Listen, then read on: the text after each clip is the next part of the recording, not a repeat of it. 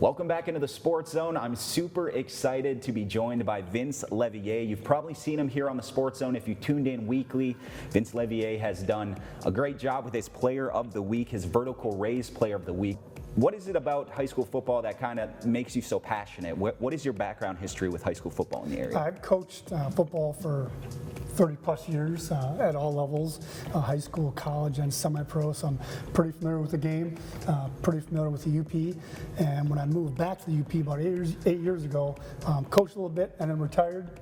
And I kind of wanted to stay in the game somehow, so I figured what a great way to stay in the game and work with a company that's very involved in team funding and create a Player of the Week award.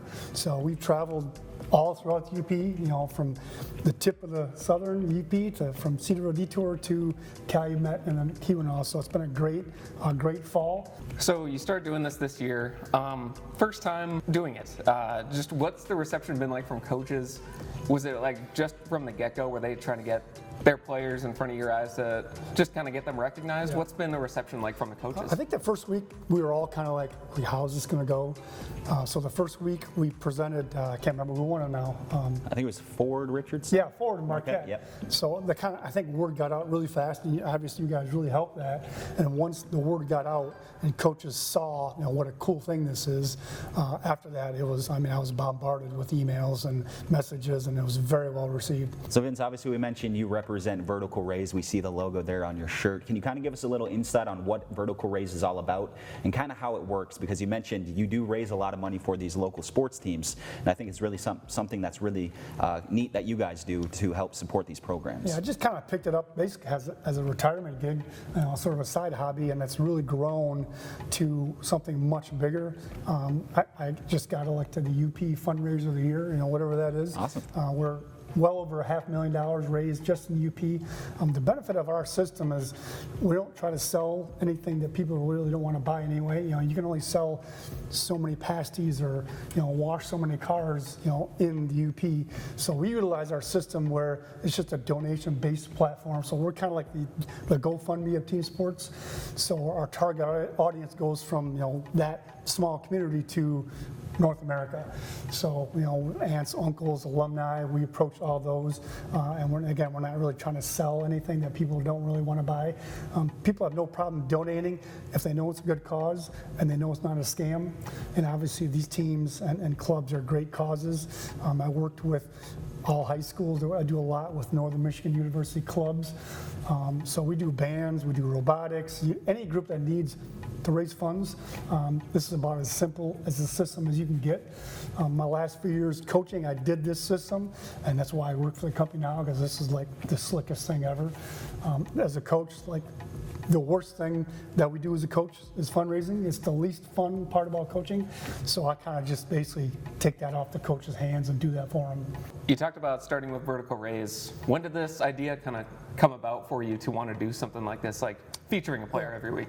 A buddy in Montana does it just for northern Montana, and since I have the whole UP myself, I just figured what a great way to get out there, get in front of coaches, get more accolades to the kids. Because if you look at even the all-state teams, most of them are Southern Michigan teams, Northern Lower, occasionally, but very few UP kids get the recognition that they deserve.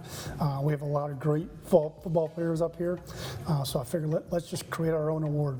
Vince, Tor and I are both former players, so we understand somewhat what these players are going through during their weeks leading up to the game. There's a lot of work that goes on behind the scenes as you prep for a game day, and I think that's what makes us so passionate about covering high school football here. But what drives you to help these players, showcase these players' athletic achievements? That's a good question.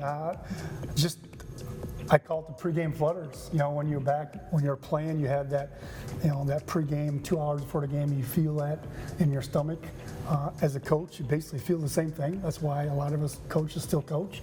Just that excitement, and then the excitement of the game. And even in my business, I still get the pregame flutters. Going to schools and talking to kids, and every kid that we've met is just an amazing, well-spoken. The first thing it is, they all gave their teammates accolades. kids. They're just great kids.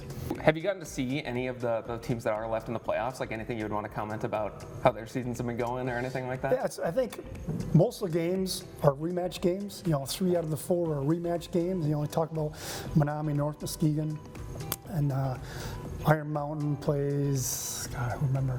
Beale City. Beale City, they played them last year. Pickford plays Indian River, Indian Lakes. Really the only new team, Crystal Falls and Onekama. And from my 2-cent opinion, that's kind of a gimme game. I think Onekama is going to be pretty surprised. The difference this year is they're all in UP. All those schools have to make the trek up to UP, which you all know that it's a different world up here, especially in the fall on Saturdays. It's a different game up here. So I think I wouldn't be surprised if all 4 teams win games. All right, Vince, well, thank you so much. Obviously, it's been great working with you this season and looking forward to doing it again next year. We'll make it bigger and better than ever as we move on to the 2025 season. Looking forward to it. I appreciate you guys helping me out also.